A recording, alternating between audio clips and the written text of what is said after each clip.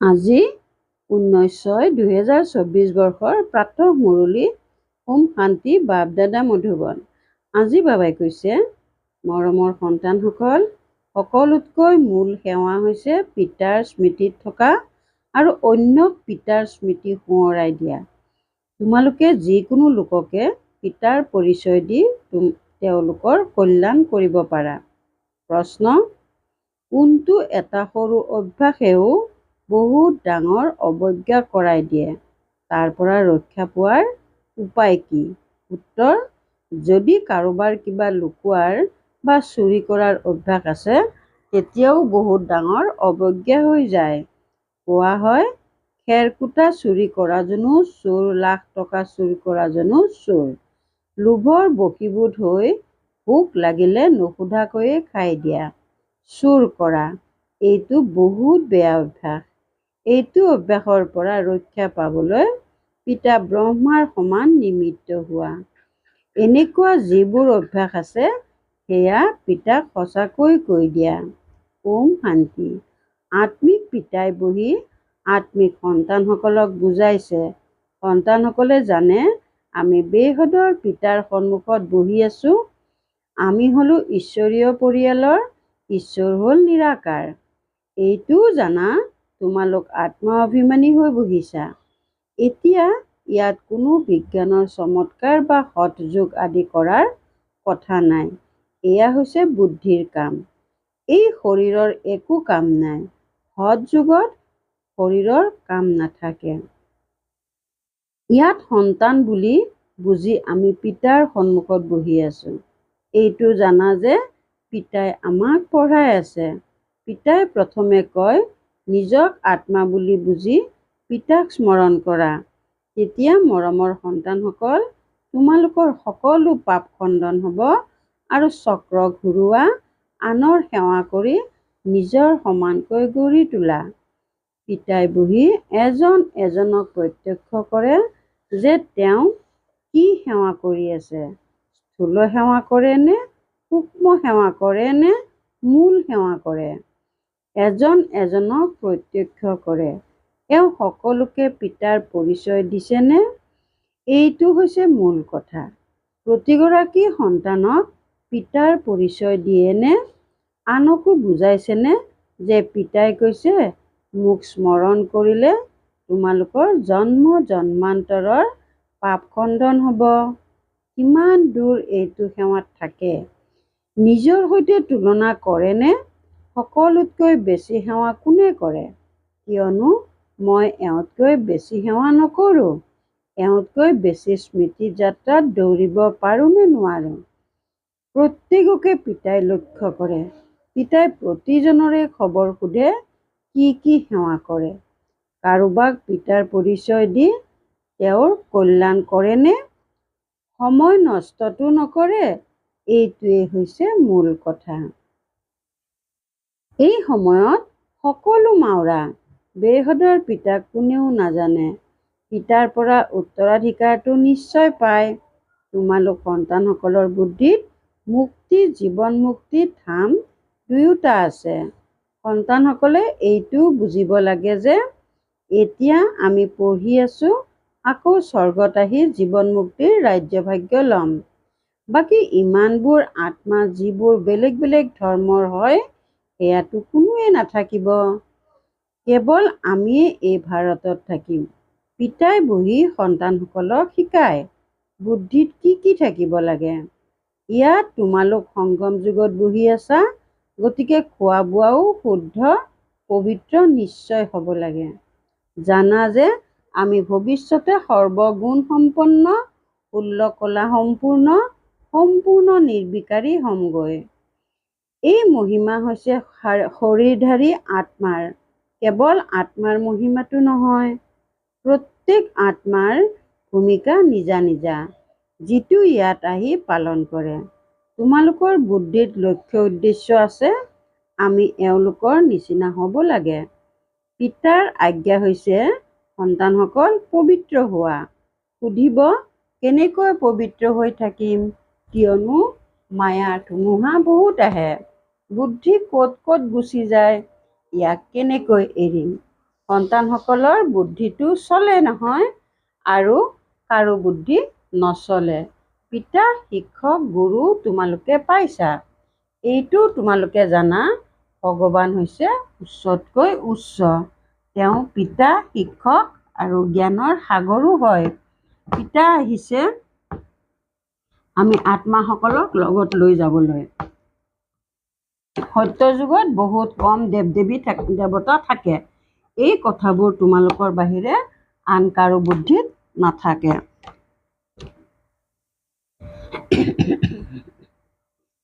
তোমালোকৰ বুদ্ধিত আছে যে বিনাশৰ পাছত আমি বহুত কম সংখ্যকহে থাকিম। বাকী ইমান ধৰ্মখণ্ড আহি নাথাকিব। আমি বিশ্বৰ মালিক হ'মগৈ। আমাৰ এখনেই ৰাজ্য হ'ব, বহুত সুখৰ ৰাজ্য হ'ব। বাকী তাত অনেক পদবী থাকিব। মোৰ কি পদ হ'ব? মই কিমান আত্মাৰ সেৱা কৰোঁ? পিতাইও সোধে। এনেকুৱা নহয় যে পিতা অন্তৰ্যামী। সন্তানসকলে প্ৰত্যেকে নিজেই বুজিব পাৰে মই কি কৰি আছোঁ। নিশ্চয় বুজি পায় যে প্ৰথম নম্বৰত সেৱা এই দাদাই কৰি আছে। শ্ৰীমত অনুসৰি বাৰে বাৰে পিতাই বুজায়। মৰমৰ সন্তানসকল, নিজক আত্মা বুলি বুজা, দেহ অভিমান এৰা, আত্মা বুলি কিমান সময় ভাবা।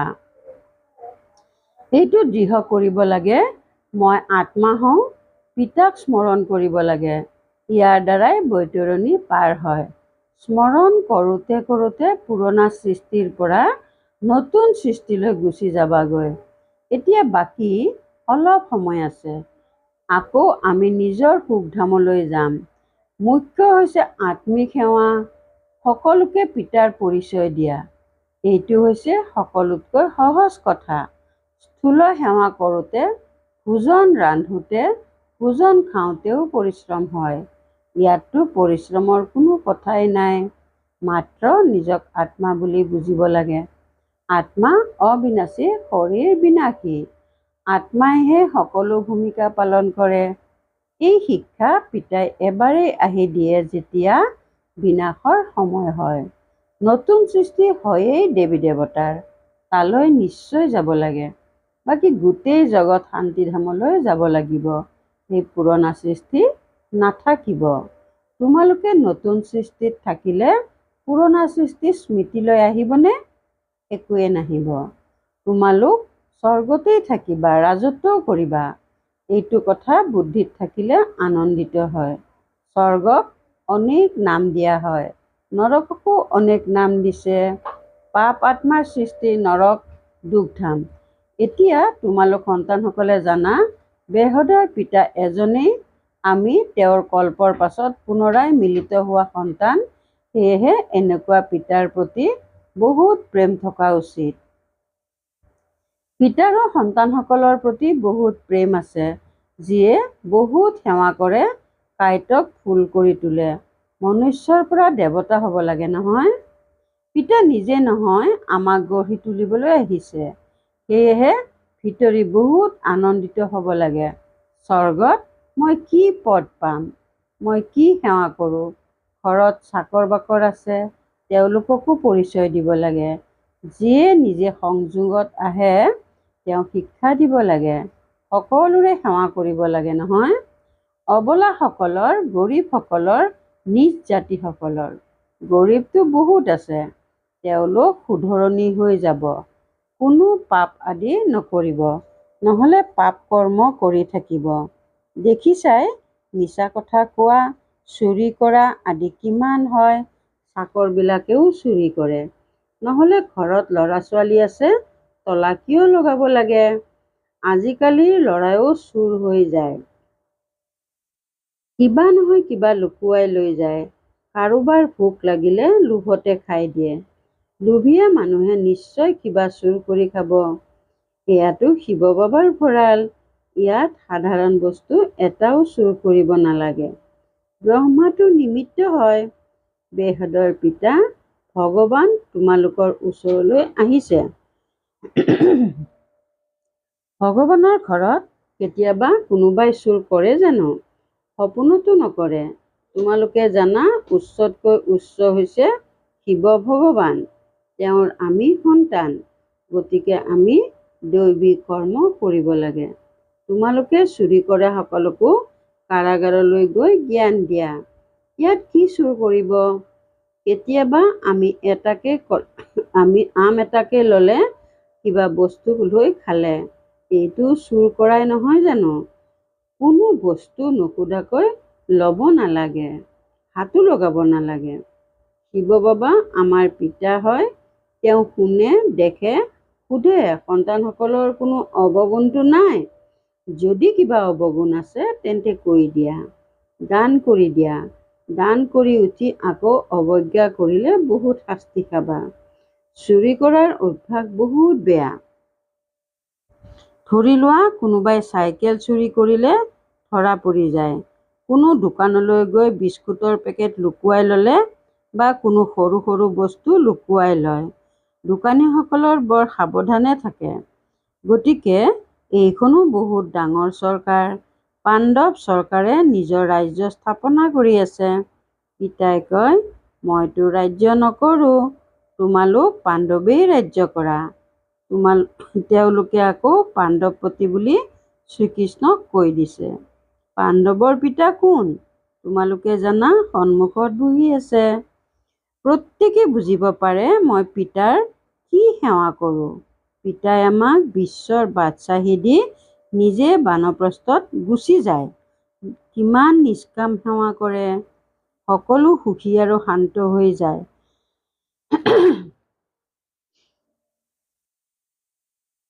তেওঁলোকে মাথোন কয়, বিশ্বত শান্তি হওক, শান্তিৰ পুৰস্কাৰ দি থাকে। ইয়াত তোমালোক সন্তানসকলে জানা যে আমিতো বহুত ডাঙৰ পুৰস্কাৰ লাভ কৰোঁ। যিয়ে ভাল সেৱা কৰে তেওঁ ডাঙৰ পুৰস্কাৰ পায়। সকলোতকৈ ডাঙৰ সেৱা হ'ল পিতাৰ পৰিচয় দিয়াটো। এয়াতো যিকোনো লোকে কৰিব পাৰে। সন্তানসকল, এয়া অৰ্থাৎ দেৱতা হ'ব লাগে। গতিকে সেৱাও কৰিব নালাগে জানো? এওঁক চোৱা, এওঁ লৌকিক পৰিয়ালৰ নাছিল জানো? এওঁৰ দ্বাৰা পিতাই কৰালে। এওঁৰ শৰীৰত প্ৰৱেশ কৰি এওঁকো কয়, গতিকে তোমালোককো কয় যে এয়া কৰা। মোক কেনেকৈ ক'ব? মোৰ শৰীৰত প্ৰৱেশ কৰি কৰায়। কৰণ-কৰনহাৰ নহয় জানো? বহি বহি ক'লে, এয়া এৰা, এইখনতো সৃষ্টি বৈকুণ্ঠলৈ বোলা। এতিয়া বৈকুণ্ঠৰ মালিক হ'ব লাগে। বছ, বৈৰাগ্য জন্মি গ'ল। সকলোৱে ভাবিছিল এওঁৰ কি হ'ল? ইমান ভাল লাভজনক বেপাৰীয়ে এইবোৰ কি কৰি আছে? সেয়া জানো জানিছিল যে এওঁ গৈ কি কৰিবগৈ? এৰি দিয়াটো জানো কিবা ডাঙৰ কথা? বছ, সকলো ত্যাগ কৰি দিলে। আৰু সকলোকে ত্যাগ কৰোৱালেও, কন্যাকো ত্যাগ কৰোৱালে। এতিয়া এই আত্মিক সেৱা কৰিব লাগে, সকলোকে পবিত্ৰ কৰি তুলিব লাগে। সকলোৱে কৈছিল, আমি জ্ঞান অমৃত পান কৰিবলৈ যাওঁ। মাতাসকলৰ নাম লৈছিল। ওম ৰাধাৰ ওচৰত জ্ঞান অমৃত পান কৰিবলৈ গৈছিল। কোন এইটো যুক্তি অৰ্থাৎ উপায় ৰচিলে? কোনে এইটো যুক্তি অৰ্থাৎ উপায় ৰচিলে? শিৱ বাবাই। এওঁৰ শৰীৰত প্ৰৱেশ কৰি কিমান ভাল যুক্তি ৰচিলে। যিয়েই আহিব জ্ঞান অমৃত পান কৰিব। এইটো গায়ন আছে, অমৃত এৰি বিষ কিয় খাওঁ? বিষ এৰি জ্ঞান অমৃত পান কৰি পবিত্ৰ দেৱতা হ'ব লাগে। আৰম্ভণিতে এনেকুৱা কথা আছিল, কোনোবা আহিলে তেওঁক কোৱা হৈছিল পবিত্ৰ হোৱা। অমৃত পান কৰিবলৈ হ'লে বিষ এৰিবই লাগিব। পবিত্ৰ বৈকুণ্ঠৰ মালিক হ'বলৈ হ'লে এজনকেই স্মৰণ কৰিব লাগে। তেতিয়া নিশ্চয় কাজিয়া হ'ব নহয়? আৰম্ভণিৰ কাজিয়া এতিয়ালৈকে চলিয়েই আছে। অবলাসকলৰ ওপৰত কিমান অত্যাচাৰ হয়। যিমানে তোমালোক বহুত মজবুত হৈ গৈ থাকিবা, তেতিয়া বুজিব যে পবিত্ৰতাটো ভাল কথা। তাৰ কাৰণেই আহ্বান জনায়, বাবা আহি আমাক পবিত্ৰ কৰি তোলক। আগতে তোমালোকৰো চৰিত্ৰ কেনেকুৱা আছিল? এতিয়া কি হৈ আছা? আগতেতো দেৱতাসকলৰ আগত গৈ কৈছিলা মই পাপী। এতিয়া তেনেকৈ নোকোৱা কাৰণ তোমালোকে জানা আমি এতিয়া এনেকুৱা হৈ আছো। সন্তানসকলে নিজকে সুধিব লাগে মই কিমান দূৰ সেৱা কৰোঁ। যেনেকৈ ৰন্ধনশালৰ গৰাকী অৰ্থাৎ ভোলা দাদী আছে, তোমালোকৰ কাৰণে কিমান সেৱা কৰে, কিমান তেওঁৰ পুণ্য জমা হয়। বহুতৰে সেৱা কৰে কাৰণে তেওঁ সকলোৰে আশীৰ্বাদ লাভ কৰে। বহুত মহিমা গায়। ৰন্ধনশালত সেৱা কৰা সকলতো চমৎকাৰ কৰে। কিমান যে ব্যৱস্থা কৰে, এয়াতো হ'ল স্থূল সেৱা। সূক্ষ্মও কৰিব লাগে। সন্তানসকলে কয় বাবা এই 5 ভূত বৰ চোকা, যিয়ে স্মৃতিত থাকিবলৈ নিদিয়ে। বাবাই কয় সন্তানসকল শিৱ বাবাক স্মৰণ কৰি ভোজন ৰান্ধা। এক শিৱ বাবাৰ বাহিৰে আৰু কোনো নাই, তেওঁৱেই সহায় কৰে। গায়নো আছে নহয় তোমাৰ চৰণত পৰো, সত্য যুগত জানো এনেকৈ কব। এতিয়া তোমালোক চৰণত আহিছা। কাৰোবাৰ ভূত প্ৰৱেশ কৰিলে বহুত দুখ অশান্তি দিয়ে, সেয়া অশুদ্ধ আত্মা আহে। তোমালোকৰ যে কিমান ভূত লাগি আছে, কাম ক্ৰোধ লোভ মোহ, এই ভূতবিলাকেই তোমালোকক বহুত দুখ অশান্তি দিয়ে। সেই অশুদ্ধ আত্মাইতো কোনোবা এজন দুজনকহে আমনি কৰে। তোমালোকে জানা এই 5 ভূত 2500 বছৰৰ পৰা প্ৰৱেশ কৰিয়েই আছে। তোমালোক কিমান বিৰক্ত হৈ গৈছা। এই 5 ভূতে কঙাল কৰি দিলে। দেহ অভিমানৰ ভূত হ'ল 1 নম্বৰৰ। কাম বিকাৰো ডাঙৰ ভূত। এই ভূতবোৰে তোমালোকক কিমান কষ্ট দিলে, এয়াও পিতাই শুনাইছে। কল্পই কল্পই তোমালোকৰ মাজত এই ভূত প্ৰৱেশ কৰে। যেনেকুৱা ৰজা ৰাণী তেনেকুৱা প্ৰজা, সকলোৰে মাজত ভূত প্ৰৱেশ কৰিছে। গতিকে ইয়াক ভূতৰ জগত বুলি কোৱা হ'ব। ৰাৱণ ৰাজ্য মানে আসুৰী ৰাজ্য। সত্য যুগ তাত ভূত নাথাকে। এটা ভূতেও কিমান আমনি কৰে, ইয়াৰ বিষয়ে কোনেও নাজানে। 5 বিকাৰ ৰূপী ৰাৱণৰ ভূত আছে, যাৰ পৰা পিতা আহি মুক্ত কৰে।